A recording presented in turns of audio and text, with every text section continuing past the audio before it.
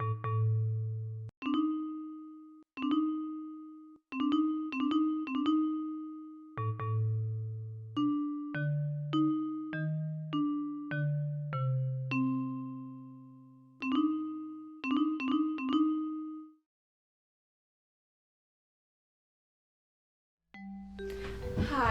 We're Dale Greenberg and Cindy Schwartz of Pasadena. You've been dating for 8 months?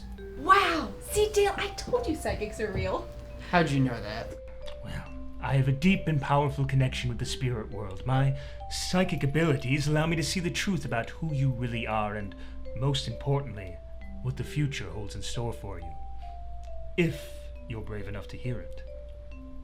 Oh, this is gonna be fun. I'm really excited. Alright. $20. Let's do this. We just kind of want to know where this is going between me and Dale. I mean, are we gonna get married? Are we gonna have kids? Are we the love of each other's lives? Cindy's the greatest girl I've ever met. She's always telling me how much nicer I am than her ex-boyfriend. I don't need a psychic to tell me that we're gonna be happy and together. We just thought it'd be fun to come in here. Yes. I have the answers you seek to the truth about what the future holds in store for you. You will indeed be married, and you will spend the rest of your lives together. Of course, you'll never actually be happy together. You're not even happy with each other right now. Cindy, you find him boring. You only started dating him to make your ex jealous, whose name is Rodney? Yes, definitely Rodney. And no, it hasn't worked. Rodney could care less. Rodney? You said he was an asshole and that you didn't even like him. You only started dating Cindy because you've never actually had a girlfriend before. You told her you dated lots of women before her, but that's a lie. And while every word she says annoys you, you're terrified that no one else would ever want you. You're both actually very codependent, which is why you'll end up getting married soon. You'll even have a daughter named Mackenzie. Oh. Of course, by then, you'll both have stopped talking to each other. Dale, you'll take up golfing just so you have an excuse to leave the house. Cindy, you'll quietly lust after every young male temp that works at your office, but will never have the guts to act on your desires. Eventually, your daughter will grow up to resent you both. She'll move across country just to get away from you. She'll vow never to get married or give you grandchildren so as to end your family line when you both die. All because of how soul-crushing she found your marriage to be. Oh my God. Alright, that's it. We want our money back. But it's the truth! Oh! And I'm getting a second transmission from the spirit world. Looks like we had a bad connection before. Too much static electricity. Let me just give it a second look real quick. See, apparently that message was meant for a different Dale Greenberg and Cindy Schwartz of Pasadena. You two, though? Oh, okay, yeah, see, there's the mistake right there. Yeah, looks like for you two, a perfect life ahead. Nothing but smooth sailing. Storybook romance, like out of a movie. Two are going to be very happy together. You're sure? Really?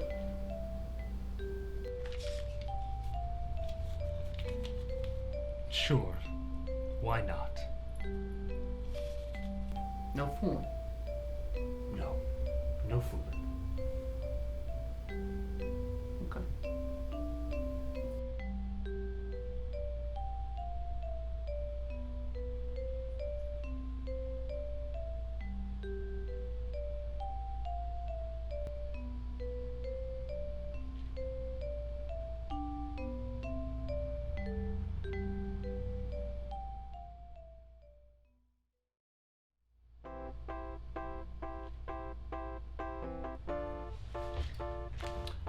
Hello, Eddie.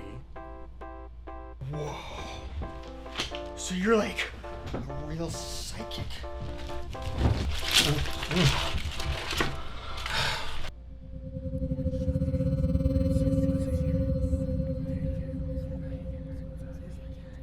You're from Neenah, Wisconsin. You watch WWE Raw every Monday since you were 6 years old. Your favorite wrestler is The Undertaker. And before you came here, you ate a jelly donut. Whoa! Whoa! Oh my god, so you're a real psychic! Oh my god! I have so many questions for you, like, where's my life going? Or will I make friends here in LA? Or will I sell my YA detective novel about Toby McMasters, a plucky young 6th grader who solves local crimes and is also trying to fit in at school? One day he'll be the world's greatest detective, but today he's just trying to pass social studies and get Beth Ann Fitzpatrick to finally notice him. Eddie, the spirit world is telling me that your book is awful and that you may be the worst writer who's ever lived. Publishers send copies of your novel to each other as a practical joke. They mock and deride you openly, and soon you will run out of money and be forced to move back to Wisconsin to live in your mother's basement. And you will live there for years, never making friends, becoming more and more of a recluse. And though you are harmless, anytime a crime occurs, the police will consider you the prime suspect because you are different and strange. And eventually, you will die as you have always lived, an outcast. Oh my god! I don't even know why I try. Nothing ever goes right for me. Okay, please calm down. I don't even know why I get up in the morning. You know, I know the truth can be hard to accept sometimes.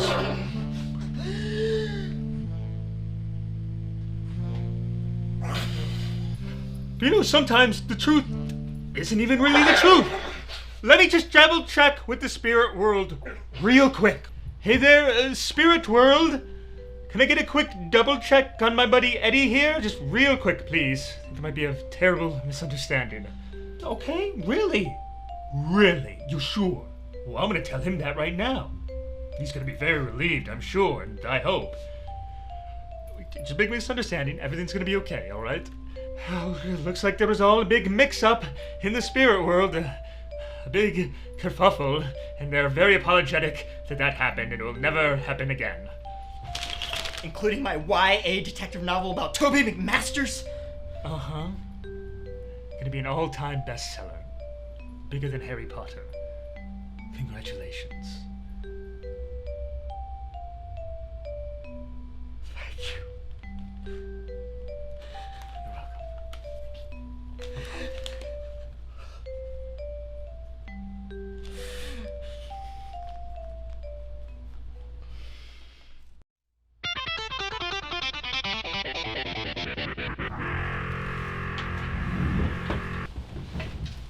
Dude, this shit ain't real. Well, then you don't have to listen. Everybody chill. I know how to settle this. Alright, Mr. Psychic. I'm thinking of a number between 1 and 10. What is it? 5. He's legit. Could have guessed that. No, you're just not in touch with your spiritual side. And frankly, I think it's holding us and our music back. I'm holding our music back. Yeah. Well, you're the one who's taking musical advice from a guy who's dressed up like Dracula's great Aunt Annie. You're not a believer. The truth is the scariest thing in the world. You're members of a band called Dragons of Desire. Your music is a fusion of thrash metal and 80s synth pop. And music is my life. All I've ever wanted was to be a songwriter. I gotta know, am I gonna make it?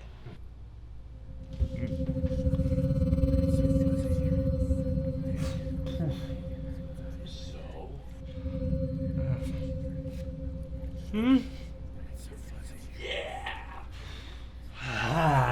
Yeah! Hey, just to be clear, that means we're all gonna be rock stars, right? One of you will be, but not all 3. What? It's gonna be me. I'm gonna be the next Kurt Cobain, aren't I?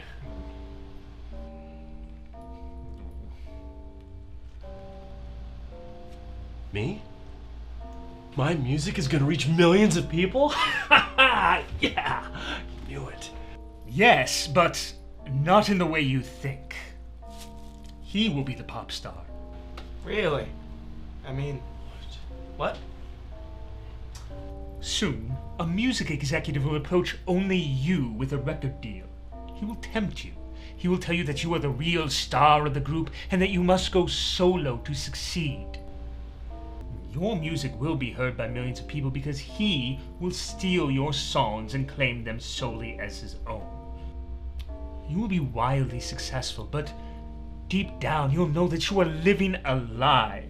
Your petty insecurities will lead you to betray your friend in pursuit of an empty dream, one where you're constantly surrounded by people but always alone. You will be living the classic rock and roll cliche. But I still get lots of money and groupies, right? Yes. I can live with that. Hey, what about me, huh? Lonely, bitter, living in a trailer, making money off of disability checks from the government, all while watching him living a life you feel was deserving for you. But you said I was gonna be a rock star. No. Technically, all you asked is if you were going to become a successful songwriter. I didn't lie or tell the truth. I just found that sweet gray area in between them. So you say I'm gonna be a failure? No, I never said you were going to be a failure. Listen to me. You're following your dreams. Most people never do that. You have actual talent. Very few people have that. Most people's lives never turn out perfectly, but you got to do the thing that you love to do, however briefly. And on top of that, your songs will be heard by millions of people. Now, while you may never get credit for that, you'll get to know that your songs touched and inspired millions of people. That's a miracle to me. I mean, it's like that Rolling Stones song. You can't always get what you want, but sometimes you get what you need.